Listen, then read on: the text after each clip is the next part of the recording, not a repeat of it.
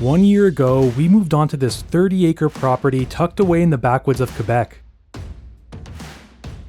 For me, it was the beginning of a childhood dream, a dream to manage a piece of land and create a haven for the wildlife that calls this place home. So join me on the roller coaster ride through year 1 as we experience the seasons, learn the land, and discover all the species that are living with us on the Wildlife Homestead.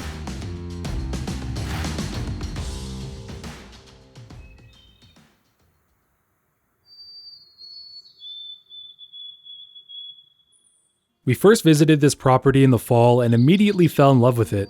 It took some time to get everything finalized, so we only moved here at the beginning of winter.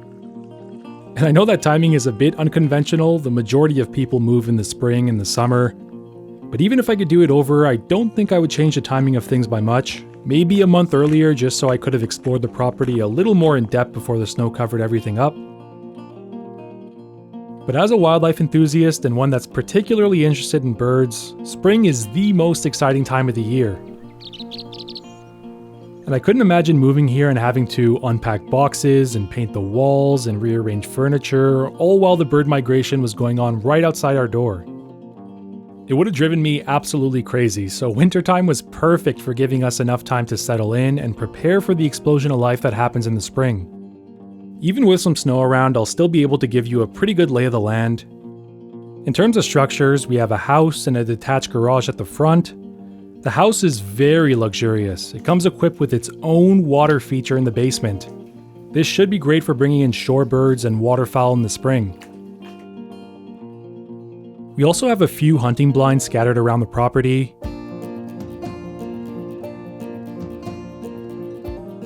Our lot is predominantly forested. It's not very wide, but it is long. The benefit to that is about 2/3 of the way in, we shift from a mixed forest to a mainly coniferous forest. This will help with diversity since both habitats will be able to house different species. There's also a noticeable change in elevation from the front to the back, about 50 meters or 150 feet. This creates microclimates throughout the property, which will also help with species diversity. In addition to the mixed forest and coniferous forest, there's about 1.5 acres of planted pines towards the front. And this is probably my least favorite part of the property, especially when you're looking at it from a wildlife perspective. Having essentially a monoculture of pines growing too close to one another in perfectly straight rows with no vegetation growing on the floor below them, it isn't really the definition of a diverse and thriving habitat.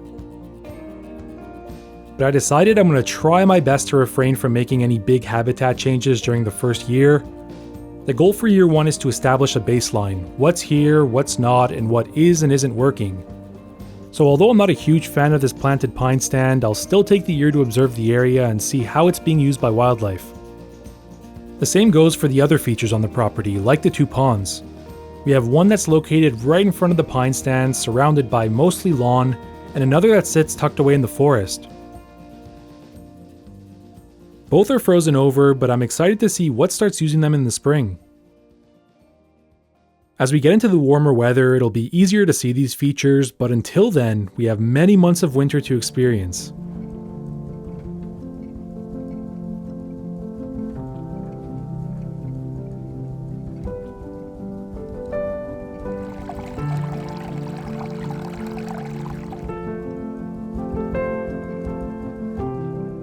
Once we arrived, there were 2 things I wanted to do right away to help figure out which species were living on our land.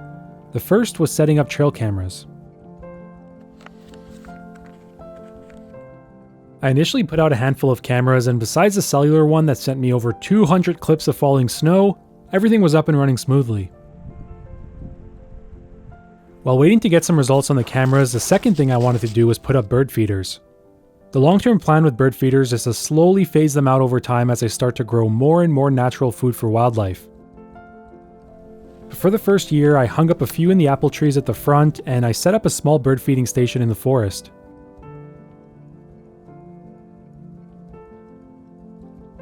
Although I was hoping to attract any species to these feeders, there were 2 that I was secretly hoping they'd bring in, evening grosbeaks and pine grosbeaks. They're most commonly seen during eruption years, which is when the seed crops in the north aren't as plentiful, so species disperse and travel further south than they normally would looking for food. I had been trying for years to get them in my old backyard, and even during those eruption years, it just never really happened, so seeing them during my first winter here would be a pretty good consolation prize for the years of failure.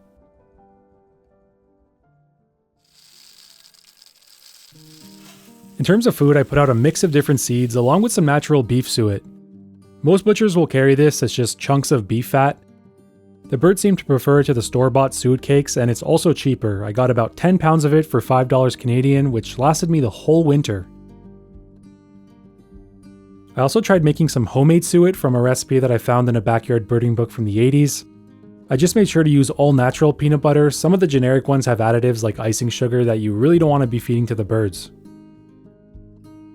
These feeders quickly brought in our first visitors: black-capped chickadees, red-breasted nuthatches, Canada jays, hairy woodpeckers, and red squirrels. It was nice having the combination of real beef suet and the homemade one, because Canada jays would demolish the homemade suet every time I put it out.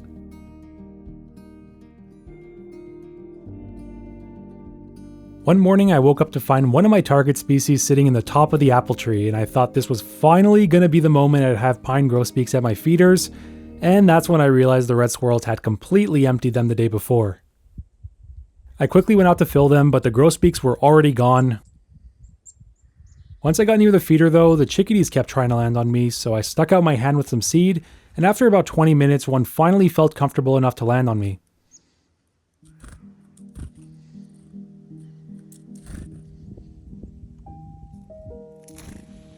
After the first few weeks, when all the unpacking and initial work inside of the house was done, I started putting in way more effort into exploring the property.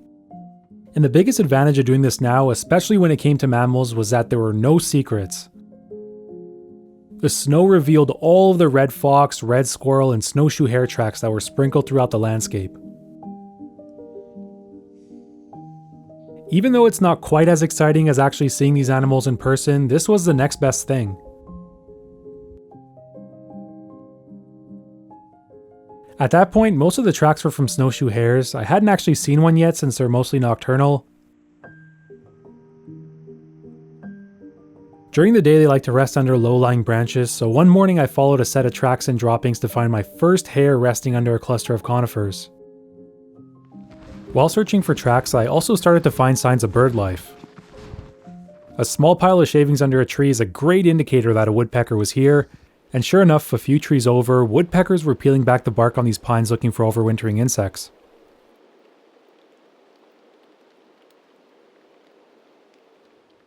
With every insect they find, it not only keeps the woodpeckers fed, it also helps maintain insect populations.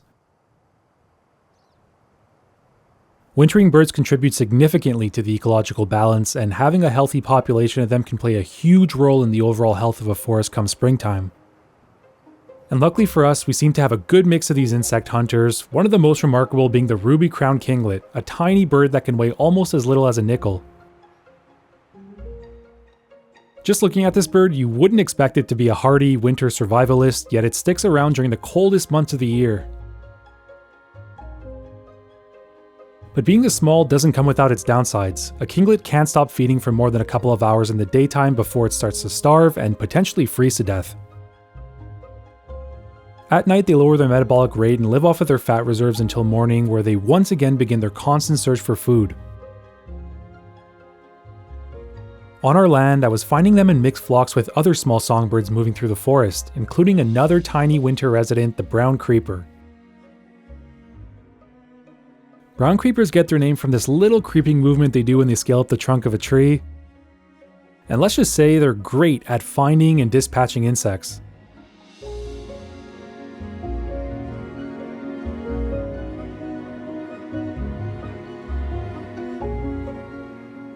During my time in the woods, there were two very noticeable problems that I knew I'd have to address in the upcoming years. The first was a lack of snags. A snag is simply a dead standing tree or a dead standing limb on a living tree, and they're a vital part in the survival of many fungi, insects, birds, and mammals. I think it's beautiful that a tree's life doesn't end when it dies, but in some ways it's only just beginning. Two easy ways to get more snags on the property would be to either lift up recently fallen trees and bury them upright, or to girdle a tree, which would basically mimic what porcupines, beavers, and other small rodents do naturally. For the first year, I decided to go another route by building and putting up nest boxes. Now, this doesn't quite provide as much benefit to the wildlife as a dead tree would, but it does give cavity nesting birds and small mammals a potential nesting site in a pinch. I'd get started on building these a little later in the winter. The other problem that I realized in the forest was a lack of plants that retain their fruit into the winter. There's several native trees and shrubs that can do this. A good example is staghorn sumac, which is often referred to as survival food. The fruit of the sumac can sometimes sit there the entire year without being touched, but when the going gets tough, wildlife rely on this fruit to get them by. I've usually only seen birds feeding on sumac during the fall migration when they're fueling up, during the winter, and in very early spring before the trees start to leaf out. The majority of the birds and mammals that pass through here will eat fruit throughout the winter if it's available. On our entire property though, there's only 4 trees that can hold their fruit that long, our 3 apple trees by the house, and a large enough mountain ash towards the back. None of which had fruit on them when we moved in, so either the wildlife or the previous owners got to them already, or they just didn't put out big crops this year. But we'll check back on these trees later in the summer and fall to see how much fruit they're putting out. Even without any fruit, the ruffed grouse were more than happy to visit our apple trees most evenings to feed on the buds. If we do happen to get a good amount of fruit on the trees, I'm thinking we'll leave them there for the winter to see if we can bring in any more animals. For now, I plan to keep the bird feeders out during critical times like during migration and the winter, but as I mentioned before, the eventual goal is to be growing enough food on the land that the birds barely visit them. Speaking of which, the birds were getting more and more used to the feeders and the visits were starting to ramp up.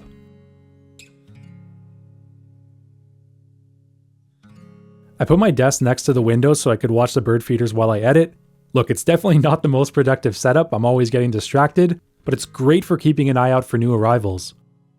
And one day I finally spotted one of my target species under the apple tree, the pine grosbeak.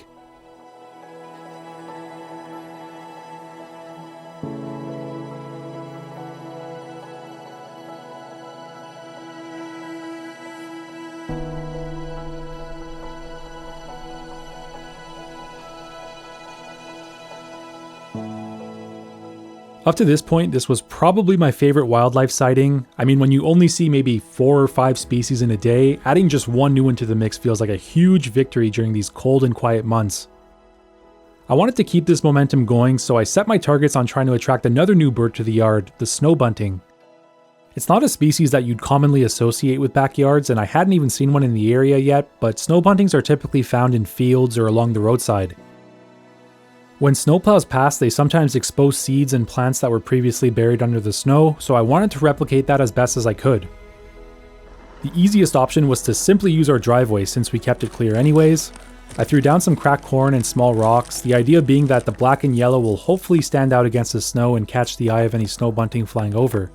I also compacted some patches of snow in the front yard and on the side of the house, that way no matter where I was I could keep my eyes peeled for snow buntings. Within the first week of setting up corn piles, I was sitting at my desk and noticed these little blurs dropping from the sky outside my window. I looked down and there they were. It took about a month and a half to get pine grosbeaks and less than a week to get snow buntings. I'd never tried attracting them before, so I thought it would take much longer. We started with a few and the group eventually grew to around 50. From here was a snowball effect and the positive momentum continued. Common and hoary redpolls became regulars at the feeders.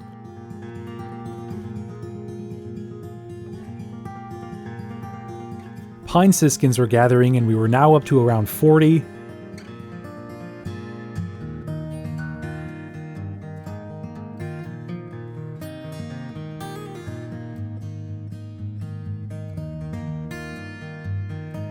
And all of these birds eventually caught the attention of another target species, the evening grosbeak. You can see how having these vibrant and stunning birds adds a little bit of life to a seemingly colorless landscape.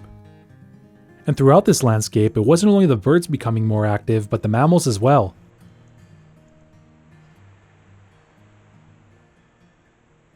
We were still getting clips of red foxes and snowshoe hares, but we also had a handful of first sightings. We started with a couple of quick videos of this moose and an American mink. And towards the forest feeders we had 2 secretive species visit, flying squirrels and fishers.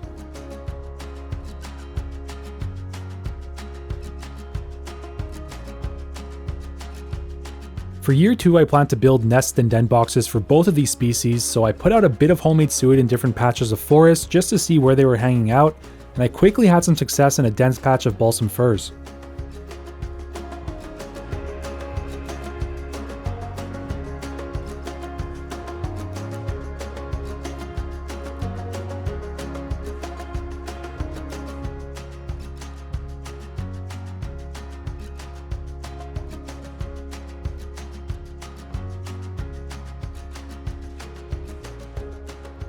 Eventually, the weather started to warm up a bit and the raccoons started to come out, and it was only a matter of time before they found the forest feeders.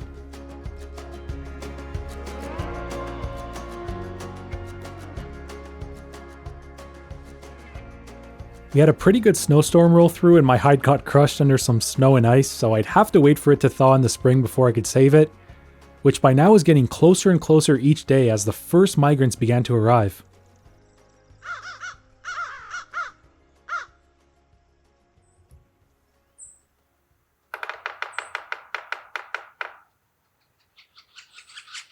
One of the first new sounds I was hearing was the tapping of yellow-bellied sapsuckers. They travel north in the late winter when the sap begins to flow. Turkey vultures are often overlooked as an early migrant, but they can be amongst the first arrivals. As the snow melts, all of the roadkill and dead animals that were buried in the snow are now perfectly preserved sources of food for these incredible scavengers. Millions of springtails are slowly migrating upwards through the snow for similar reasons. They feed on these tiny particles of organic matter that have been trapped there throughout the winter.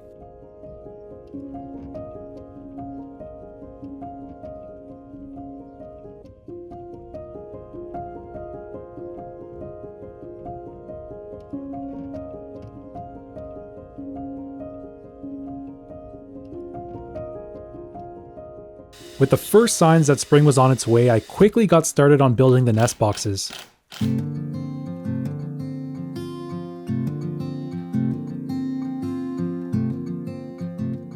Here, this is the biggest one I've built so far for great crested flycatchers, 2-inch hole. Next size up, 1.5-inch hole for tree swallows and bluebirds.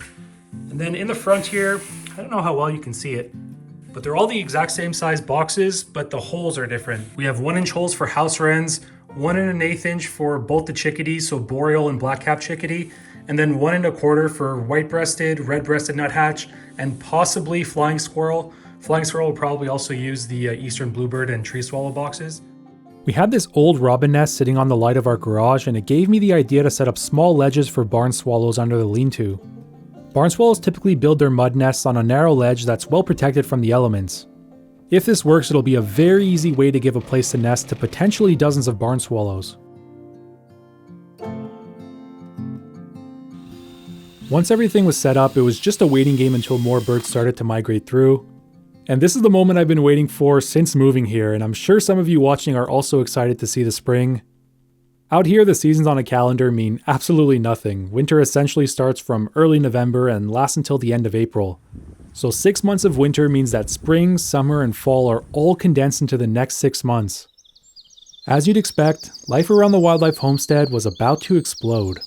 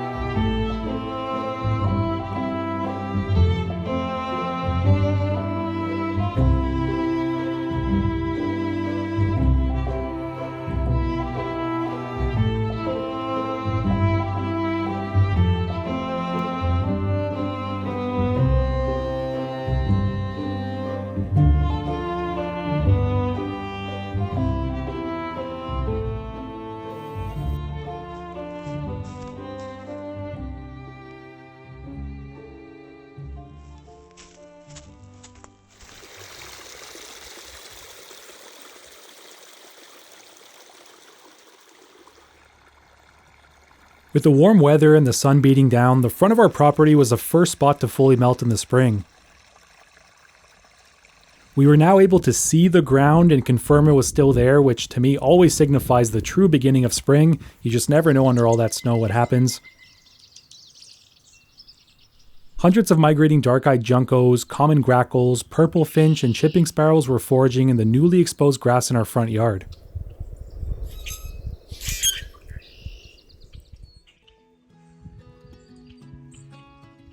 There were a handful of northern flickers that came in as well.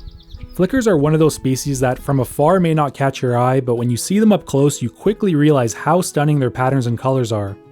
They have spots on their belly, barring on the back, a black bib and mustache, a striking red nape, and of course the bright yellow in the wings and tail, which gave them their original name, yellow-shafted flicker.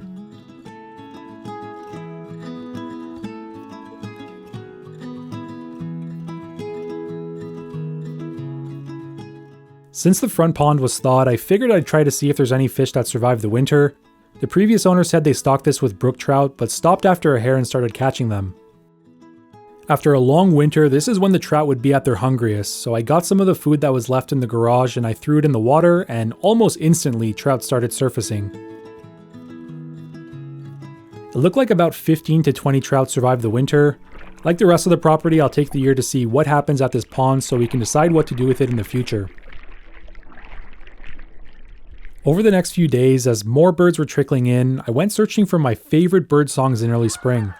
For where I grew up in Quebec, the three sounds that I associate the most with the arrival of spring is the honking of a Canada goose, the bubbly, harsh call of the red-winged blackbird, and the pleasant song of a song sparrow. But when it comes to my favorites, there's three other species that are top of my list. The first is one of the most abundant birds on the homestead, the white-throated sparrow, and they sing this high, clear, beautiful song.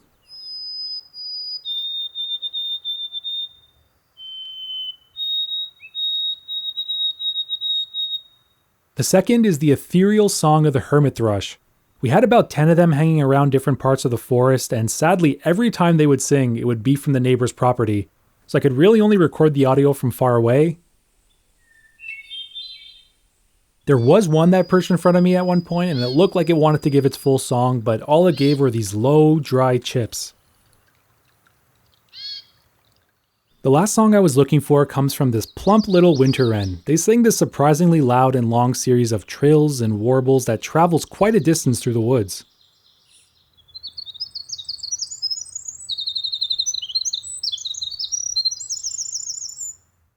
While I was out on these walks, I started to see more and more of these cold, slow-moving amphibians that were traveling over the last of the snow trying to get to their breeding grounds. With the number of birds and amphibians moving through the forest, it was inevitable that the predators would soon follow. During the day, there'd be a pair of sharp-shinned hawks that were quite skilled at hunting songbirds. It's great to see that we have predators like this using the property. A healthy native predator population means a healthy songbird population as well. Then during the night, while the frogs and salamanders were migrating to the forest pond, they'd have to deal with other predators like raccoons, barred owls, and great horned owls. While this great horned owl feeds, you can actually see a salamander in the bottom corner slowly trying to make its way to the water.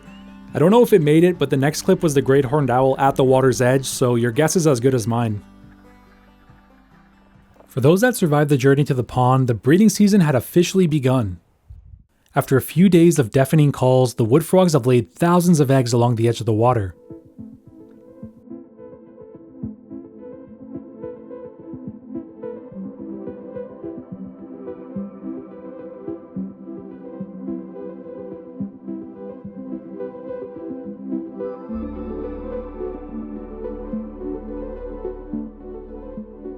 A little deeper down, some of the vegetation was covered with blue-spotted salamander and spotted salamander egg masses.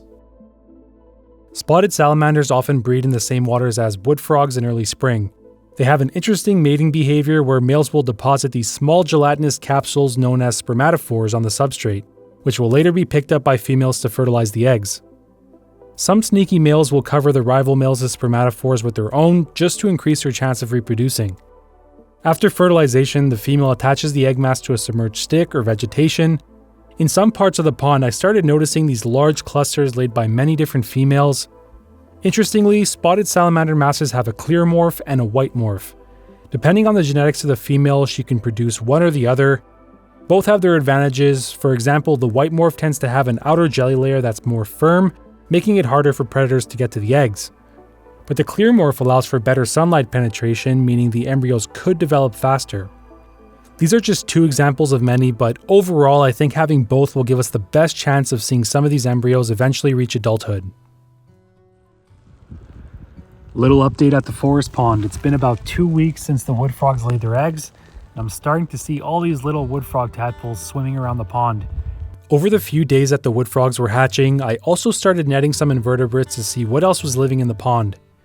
I found a few species of diving beetle, back swimmers, dragonfly larvae, and pond snails. It took me a bit of time to find another species that blends into the vegetation really well. There we go. So this is a caddisfly larva. What you're looking at there, that's the protective case that it builds. And then, oh, okay. Buddy, what are you doing?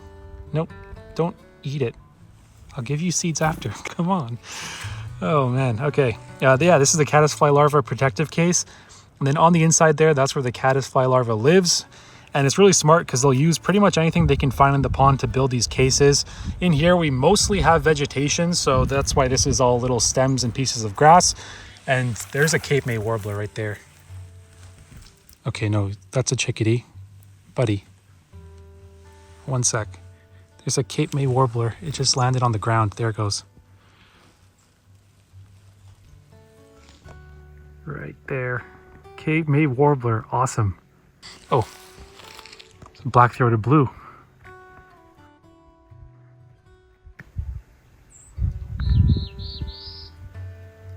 There's also a yellow rumped here. Migration is definitely beginning. This is awesome.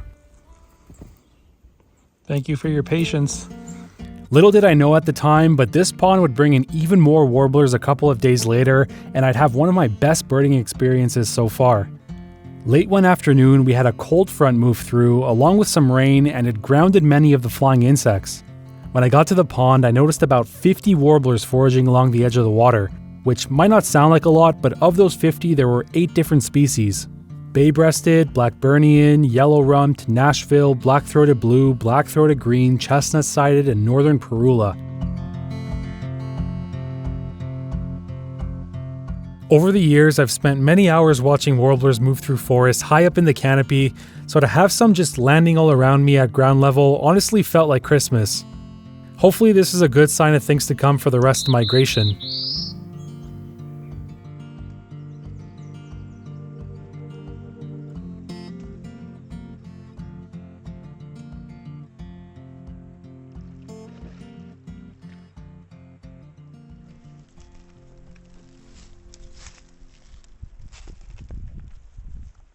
In mid-May, I decided I wanted to let the grass grow out in the front yard to see which species we had living within our lawn. There can be a surprising amount of wildflowers hidden within the grasses that were just constantly mowed over and never had a chance to grow out. And this little experiment had mixed results throughout the season. The first flowers were these small white violets, and they were soon followed by a sea of non-native dandelions. Dandelions were brought to North America in the mid-1600s, so they've been in the landscape for almost 400 years. They tend to crowd out more important native species, but they're also one of the first plants to flower in early spring, which provides an additional food source to the wildlife during this critical time. There's plenty of people on both sides of the argument of whether or not they're beneficial to have. In our yard, I was noticing a variety of insects visiting the dandelion flowers.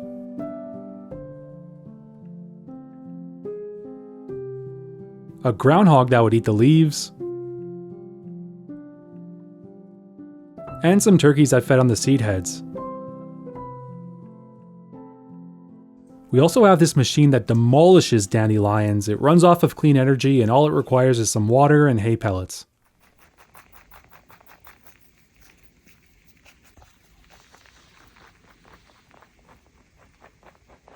So although I would have preferred that there were native flowers here instead of dandelions, at least some of the animals were still finding uses for them.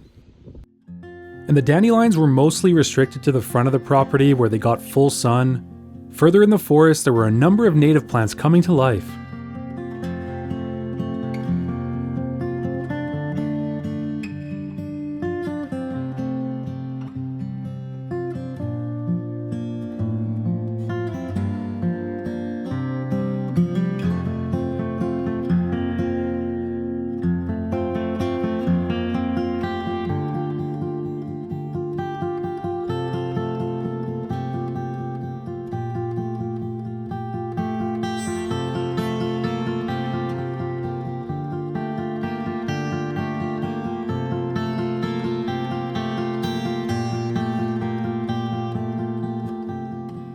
Every day the forest was getting a little busier, and around the peak of migration I decided to do a big day.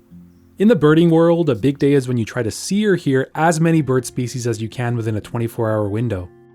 I thought this would be a fun tradition to do on the homestead to track the birds moving through every year.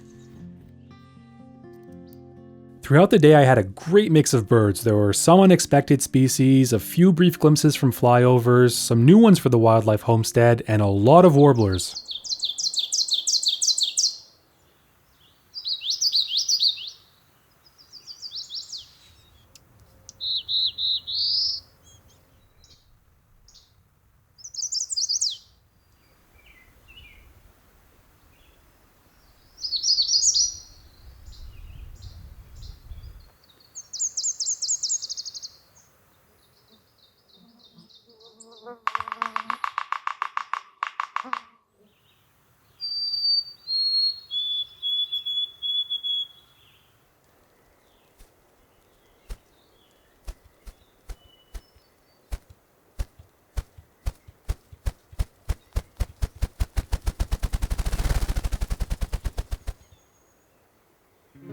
By the end of the day, I managed to observe 65 species, and this will be the record to beat for the upcoming years. Starting in late May, we had some nesting activity going on around the house. Tree swallows found one of the nest boxes I put up to their liking. They had been checking them out since the first week of May, so it was nice to see them finally pick the one right in our front yard. And unexpectedly, we also had cliff swallows attempt to nest under the eave of our roof. They started building a nest but quickly stopped. I'm thinking they may have just been checking it out as an alternate nesting site. Next year I'll set up some artificial nests to see if we can get them to stay here. It takes around 1,000 mouthfuls of clay to form their nests, so even if the artificial ones aren't perfect, it's possible I could save them hundreds of trips. A little later in the season, eastern bluebirds nested directly beside the tree swallows. I'm glad I ended up putting out fewer boxes than I initially intended. Some of the species that I built them for we just didn't have on the property in year one, like the gray-crested flycatcher, barn swallow, and house wren. But just because we didn't have some of these species this year, it doesn't mean we won't get them next year or even 5 years from now, so I still want to provide nesting sites for them in case they show up. While the swallows and bluebirds tended to their nests, this was around the same time that the grasses and wildflowers started taking over our lawn. Most of the dandelions were now dormant and the lawn was filling up with new flowers.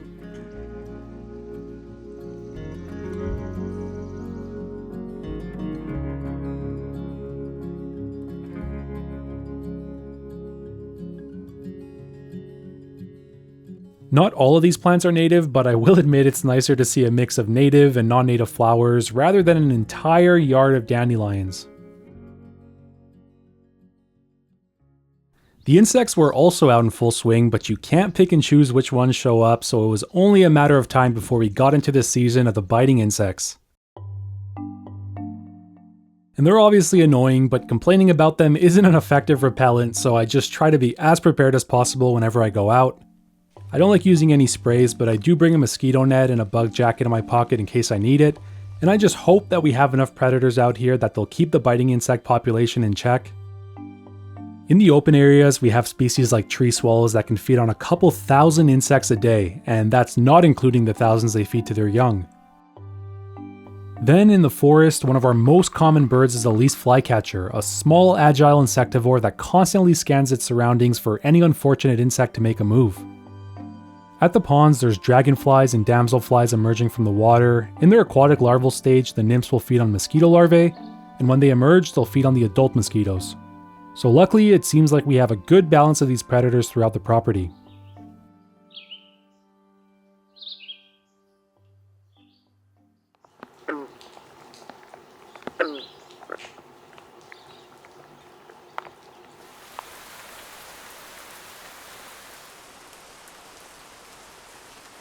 As spring was coming to an end, I was starting to see the first baby animals of the year.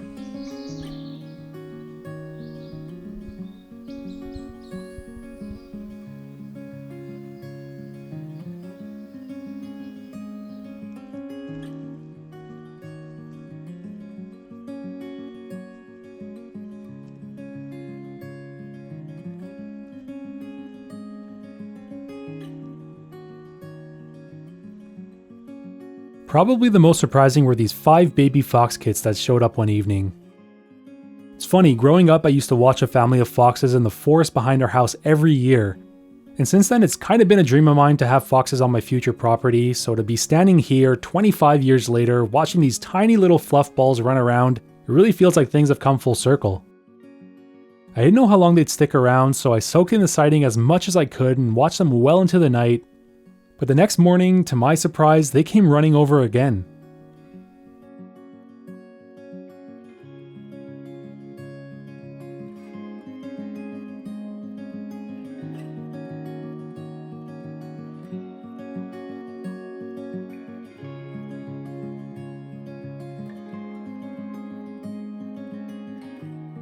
As you can see, the kits were full of energy, often chasing the parents around and wrestling with their siblings. Not only is this entertainment for them, but play fighting is also a crucial part of their development. It helps them develop their muscles while improving their balance, agility, coordination, and reflexes. It also helps them learn social skills, and most importantly, they get to practice predatory behaviors like stalking, pouncing, and capturing prey. The adults will also teach the young how to scavenge and look for food. I saw one pull out a leg from a carcass that was in the ditch. I wasn't sure which animal it was until I saw this little pup on the left happily drag off a raccoon head into the road. Every day, the young would explore a little more around our house while the adults would go out searching for food. The female would hunt towards the front of the property where she could stay within eyeshot and earshot of the kits. The male, which is the one that has more of a darker coat, showed up the most on our trail cameras as he ventured further into the forest to hunt. And he was quite the skilled hunter.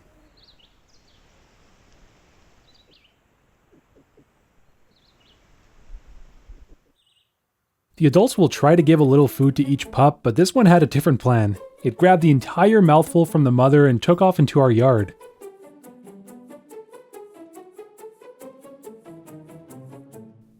It quickly gorged itself until it couldn't eat another vole and was able to catch the last one in the grass before any of the other kits realized what happened. This one was just a couple of minutes too late. The kits eventually made their way to the garden shed behind our garage, and they spent a couple of weeks living here.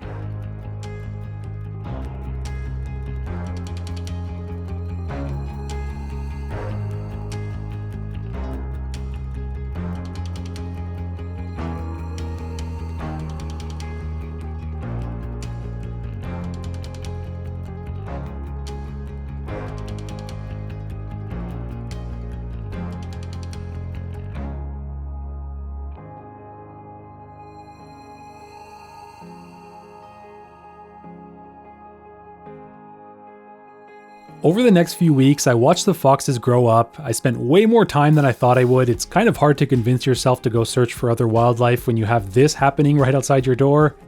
But we were getting into the summer now, and the fox kits were old enough to start exploring the forest with the adults.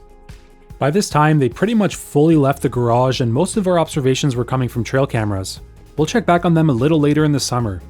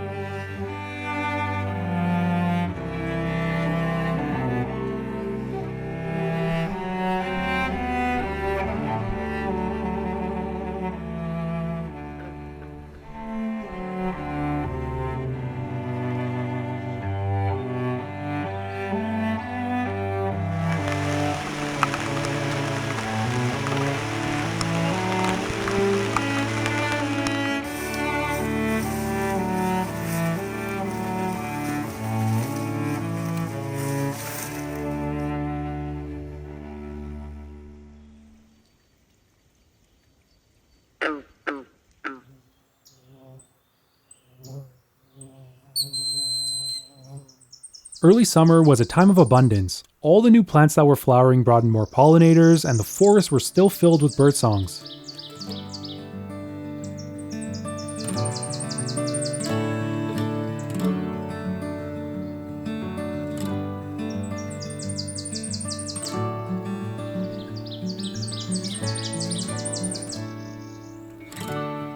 In early July, the tree swallow chicks fledged, and they were officially the first pair to successfully raise a clutch in the new nest boxes.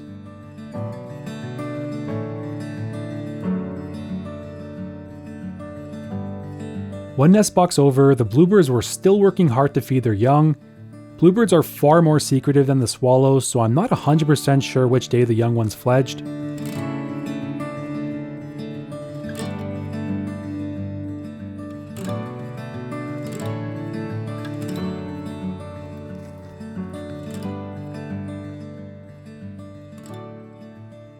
Trees and shrubs were now fully leafed out. It's the time of the year where it can be pretty hard to see wildlife, especially when it comes to the birds.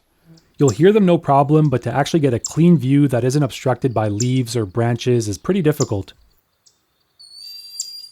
Luckily, there were a few fruiting shrubs that were drawing some of the birds out into the open.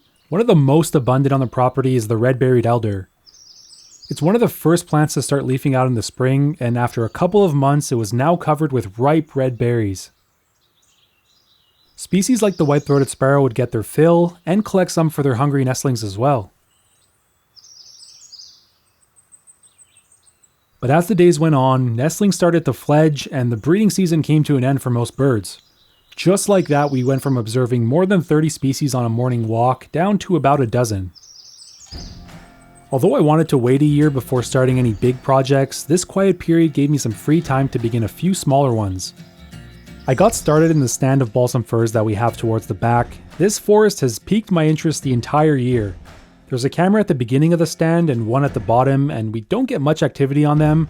However, when something does show up, it always seems to be something good. The bottom camera is where we had our first American marten and first porcupine, as well as a number of moose clips in the spring. On the top camera, we had our first and only black bear, a few clips of fishers and flying squirrels. So I think the wildlife is using this forest as a corridor to travel between properties. I didn't want to do too much in this area, but the goal was to set up a permanent hide that the animals could get used to and I can use to spend more time in this patch of woods over the winter. There's a lot of dead trees in this forest that are either too small for birds to nest in, hung up, or heavily leaning, so I wanted to get them on the ground to provide cover and to start decomposing a little faster.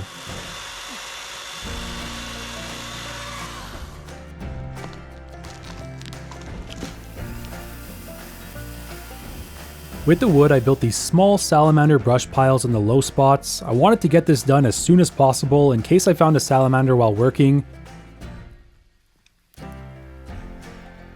I could just pick them up and move them into these piles and I wouldn't have to worry about possibly stepping on them. Using some of the bigger logs, I also made a larger brush pile for birds and mammals. I just started from the bottom and made this crisscross pattern. This design leaves little gaps on every side for the animals to be able to get in and out more easily. I then got started on building the hide, and I was just using lumber that was left here by the previous owners, so it was a bit of mix and matching. I'll probably go over this hide sometime this winter when I actually have a chance to go out and use it. In this area, I want to set up fisher, marten, and flying squirrel den boxes, and a small bird feeding station for the winter time. You may have noticed that there really isn't much growing on the forest floor. It's heavily shaded, acidic, and nutrient poor, so there's very little vegetation at ground level. Now, that's not to say that we don't have flowers growing here. In the spring, we have two beautiful species, red trilliums and pink lady slippers. Next year, I'd love to preserve species like this while filling in the gaps with other native shade-tolerant plants to bring a little bit more life and diversity to the stand. At the front of our house, the apple trees were in full production. There's only so many animals that are comfortable enough with coming that close to the house to feed on them, like the turkeys. But apples were falling faster than they could eat them, so I decided to spread them around the property for other wildlife to enjoy. Since there wasn't a whole lot of food in the balsam fir forest I was working on, I figured this would be a good place to make a pile. I put out some salt blocks and threw some apples down, peanuts, and a mound of corn. When I make these piles, I just make sure that I never put them in the same place twice, and I'll wait anywhere between a few weeks to a month before I put another one out somewhere else. They're very temporary sources of food. Once the pile's gone, it's gone. And as you can see, this donor two fawns didn't waste any time finding it.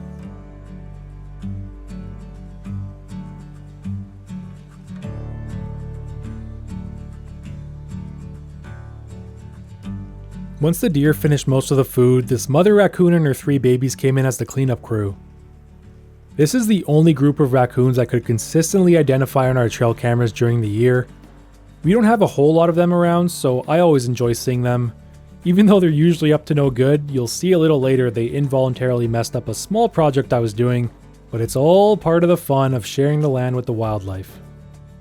This fisher was the last one to arrive and took care of the rest of the apples, and just like that, within 5 days, this food pile was gone.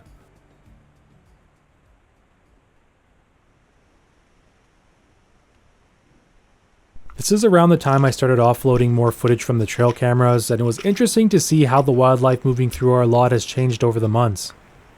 Moose, who were one of the most abundant animals on the cameras here in spring, were virtually non-existent throughout the summer. In the spring we had around 200 clips of them, and in the summer we only had 20. But on the other hand, we did have an increase in deer and coyote sightings on the cameras.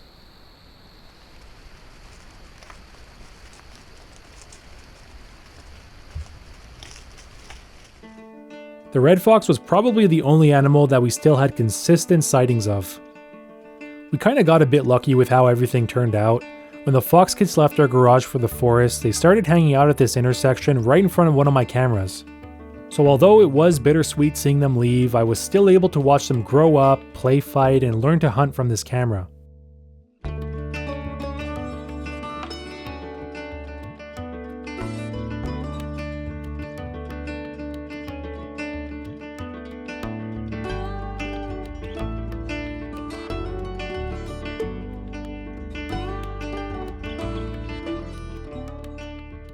Over the next few weeks, the kits would venture off further with the adults, and as they continued to spread out, it became more and more difficult to keep track of how many of them survived. Most of the clips only ever had 2 kits together at the same time, so for a while there I thought maybe only 2 of them made it. But later in the season we got this one video that shows the female and 4 of her kits behind her, so at least 4 of the 5 have survived up until this point.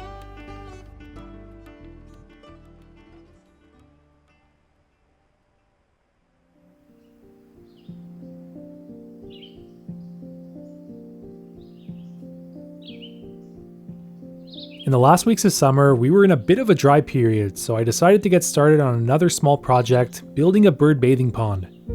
I wanted to build one with a pump and waterfalls, but I've never done that before, so to get a bit of experience, I started with a much easier build using this small planter pot.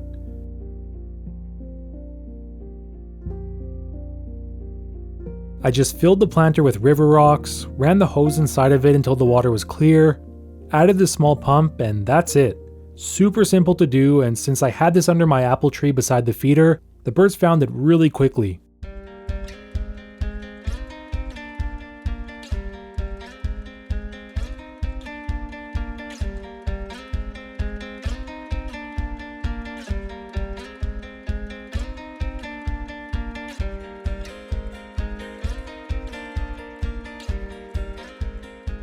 It took me a bit of time to figure out a design I was happy with. I never built waterfalls before, so that also took some experimentation before I finally got water to flow over them the way I envisioned.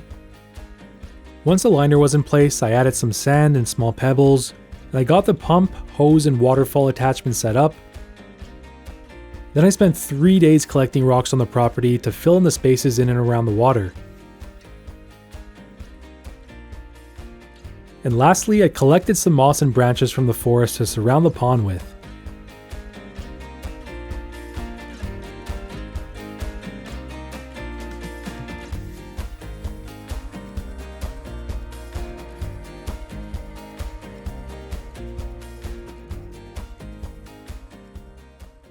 Despite the next 2 weeks being the wettest we've had all year, we were still getting some visitors to the new pond.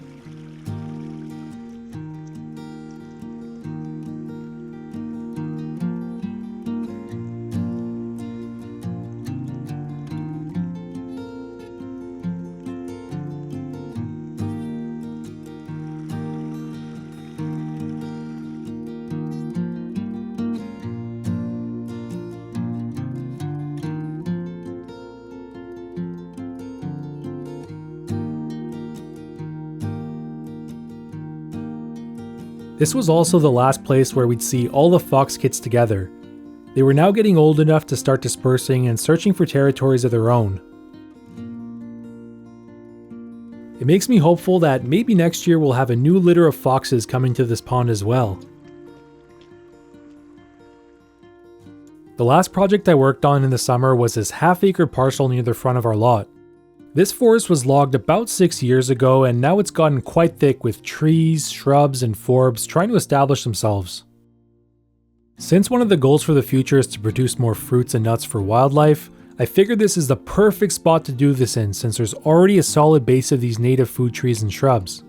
They're just hidden and getting shaded out by all of the other trees. So a buddy of mine helped me with removing a few dozen of the larger trees in this section that were blocking some of the sunlight. Most of the species I'm keeping produce the biggest yield and the highest quality fruit when they have plenty of space and plenty of sun. I then used the logs we cut to outline the species I wanted to keep so I wouldn't accidentally step on them or remove them. Between identifying species, cutting and removing trees, and cleaning up a ton of brush that was left from when they last logged it, I probably spent about a month working on this area. And I could have just bulldozed it and saved time in that regard, but some of these plants are anywhere from 4 to 6 years old, which means by not clearing it, we should get good food production in this area starting next year.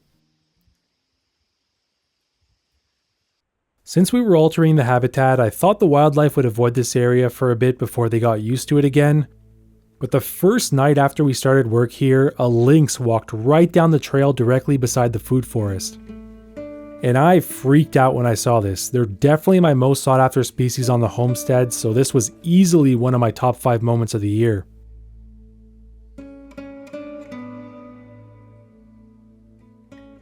Every day that I chipped away at this area, I'd take some time to admire the forest around me as the deep greens were slowly changing into a blend of warm autumn colors.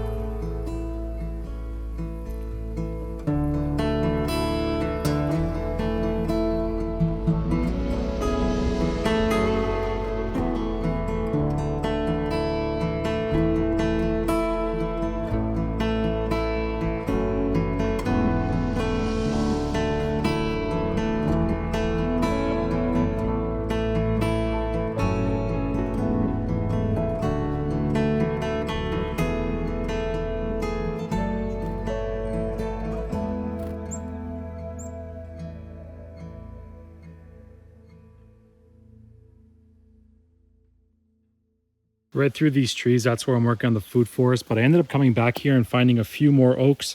So I just marked off 3 more in the back over here. And while I was walking around, they ended up also finding this active den.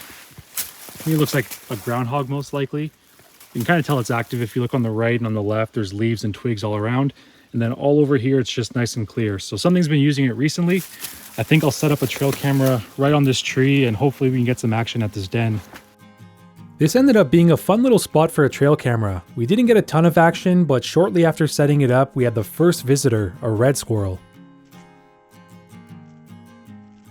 And I think it was going down into the hole to catch some food because later that night, a fisher came here and squeezed its way in.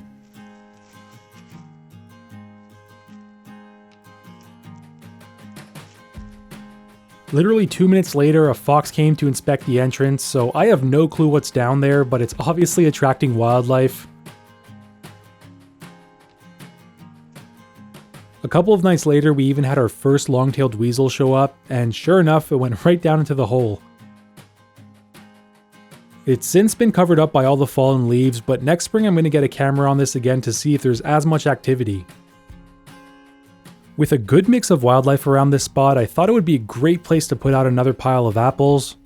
With this being right next to the food forest, it could be a helpful test for finding out which animals we could expect to visit our fruit trees in the future.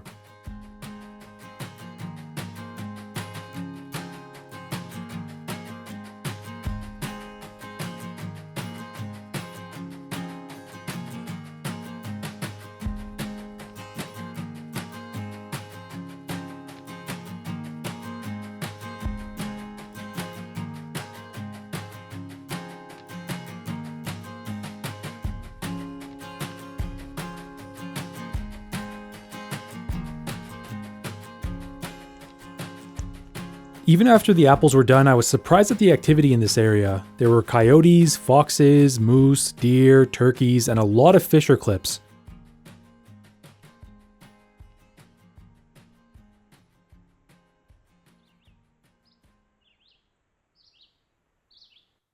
The last thing I did in the food forest was plant the seeds of a dozen native fruiting plants. The species range from small shrubs to tall trees, including some that hold their fruit in the winter, which will add to the diversity in this section. The seeds will sit here and cold stratify under the snow, and I'll return in the spring to see how many have started growing.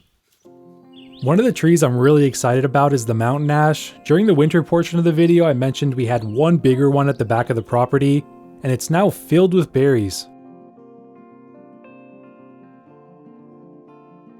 This is one of the species that could potentially hold its berries into the winter, but after spending a few hours at this tree in mid-September, I quickly realized that it wouldn't.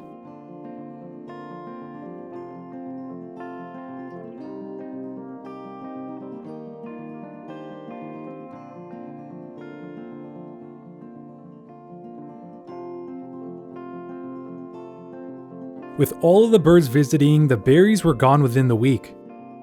This was a great way to confirm what I initially thought, that our land and its wildlife could really benefit from more fruit trees.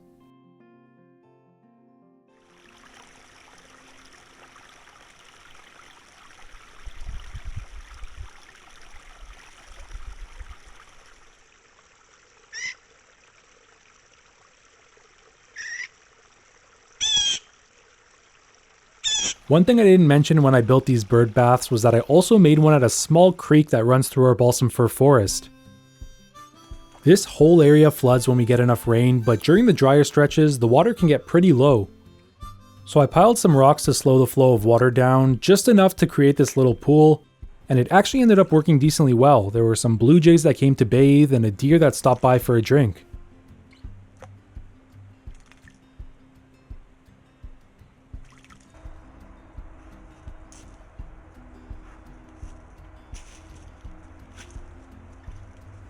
But one thing I noticed on the trail camera was a handful of small mammals were using the rocks as a bridge to cross.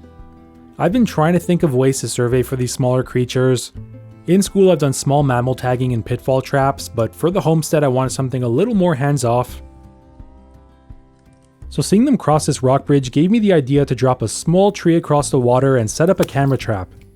A camera trap is similar to a regular trail camera. You have a camera, a sensor, and however many flashes you want.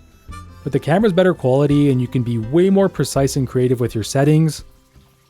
This was my first time ever setting one up, so I wasn't after any great shots, but I was hoping to be able to get some clear enough ones so I can confirm the species of the small mammals. For the first week, I think I went back to check on it every day because I wasn't very confident with how I set everything up. But every time I went and checked it, it was working fine, so I eventually decided to just let it sit there for a couple of months and whatever happens, happens.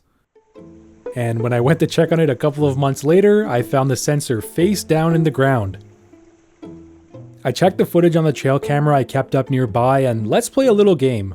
Of all the animals we've seen so far, if you had to give a guess, which one do you think would mess with the camera? If you said raccoon, you are correct. It came from the back and pushed the sensor into the ground only a few days after I decided I'd stop checking it. So for the past 2 months, the camera was working, the flashes were working, but the sensor that triggers everything wasn't. So now it was the hardest part because I had to sit down and watch all the animals that crossed this log that I could have gotten photos of, but didn't. The first day, a red squirrel crossed the bridge, and it would have been a cool photo, but I'm not terribly sad about missing that. The next day, a ruffed grouse casually walks over, and now it's getting a little annoying, okay? Day 3, an American mink uses the bridge, and I told myself, it's not that bad, even if the camera was working, it would have been a shot of its butt. And the next day, it calmly walks headfirst towards the camera and boops the fallen sensor. Then we had a raccoon return to the scene of the crime, probably to see if there was anything else to knock over.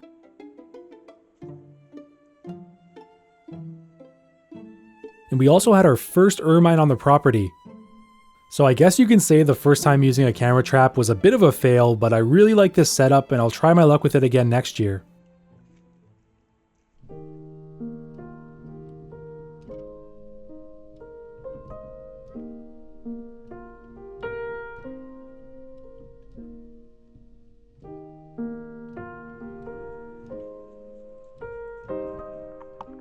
One of the things I was looking forward to in the autumn was the fall bird migration.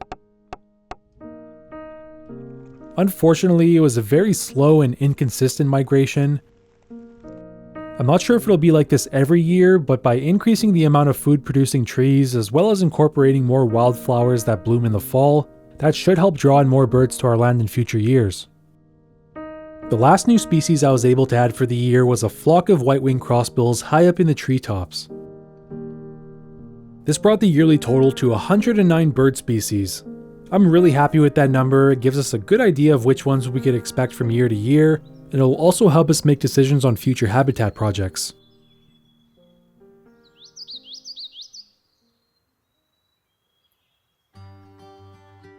Although the songbird activity around the homestead was slowing down, we were still getting a fair bit of movement from the larger animals. Under our apple tree, we had 2 adult turkeys, and we were also getting a large group of young ones in the yard.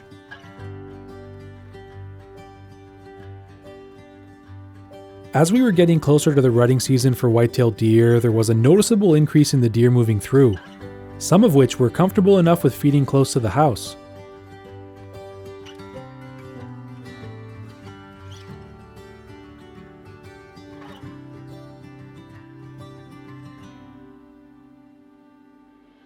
Anywhere the does would go, we'd see some bucks shortly after.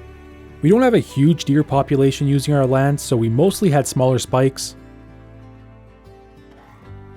But eventually, a larger one came through and triggered cameras all over the forest while it searched for the does.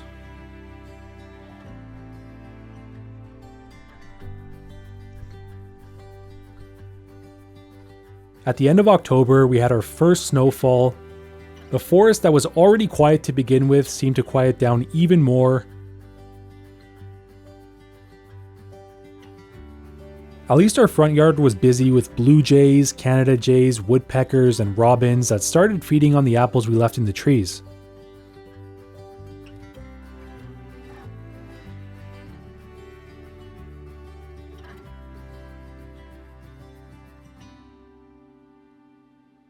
One of the last trail camera clips we got in the year was one of my favorites. I believe this is one of the baby foxes, all grown up and experiencing its first winter on its own. The adults are skilled hunters, and when you watch this fox try to catch a mouse, you'll see why I think it's one of the babies.